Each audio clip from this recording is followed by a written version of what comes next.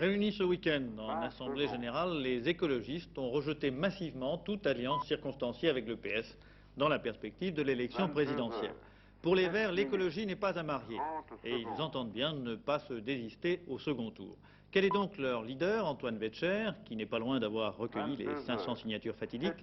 Quels seront les grands thèmes de sa campagne? Quelles sont les troupes qu'il aura derrière lui? Le reportage de Philippe Dessebski. Pour vous, l'écologie, c'est quoi?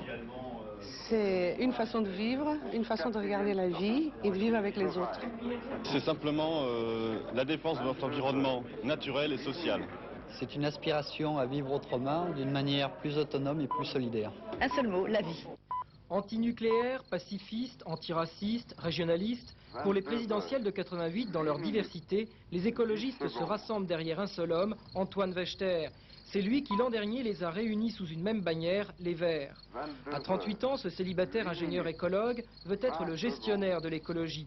Conseiller régional, il fut aussi vice-président du Comité économique et social d'Alsace. Il veut préserver l'autonomie des Verts en refusant toute alliance avec pour slogan « ni droite ni gauche ». Alors, apolitique les Verts? Les Verts sont politiques. Et ce n'est pas leur refus, par exemple, de choisir entre la droite et la gauche qui constitue une attitude apolitique. C'est une attitude profondément politique. Et au second tour des présidentielles? L'attitude, ce sera un non-désistement.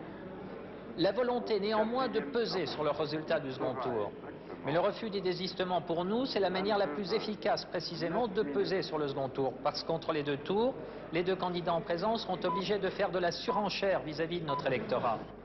Les 4 axes de la campagne des Verts, protection de la nature, contre les pollutions de la société de consommation, arrêt du programme nucléaire, démocratisation des institutions politiques avec plus de pouvoir décentralisé, le désarmement et la paix, sans oublier le partage des richesses avec le tiers-monde, et enfin pour vaincre le chômage, la réduction du temps de travail et le partage des revenus. Déçus par François Mitterrand et par les socialistes, les Verts ne veulent plus être trompés. Mais contrairement à leurs puissants voisins allemands, auront-ils la force de se faire entendre et d'exister dans l'échiquier politique français? Oubliés par Jacques Chirac dans le tour de table sur le financement des partis et des campagnes électorales, les Verts ont donc décidé de s'inviter à Matignon. Car eux, disent-ils, ils n'ont rien à cacher.